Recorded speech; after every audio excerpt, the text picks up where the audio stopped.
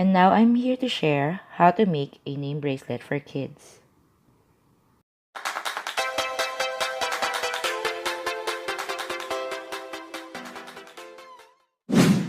Hello everyone, welcome back to my channel. It's Marian. And for today, I would like to show you how to make a name bracelet for kids. Kaya ako gustong i-share sa inyo kung paano paggawa nito guys. Kasi pwede siyang personal use, pwede siyang gift, and giveaways. Kayang-kaya itong gawin ng mga mommies na nag-iisip ng mga giveaways nila sa birthday ng mga kids nila or sa giveaway sa school. Tsaka sa mga millennials or sa mga teenagers na gustong magbigay ng giveaways or souvenirs sa mga friends. And now I'm here to share how to make a name bracelet for kids.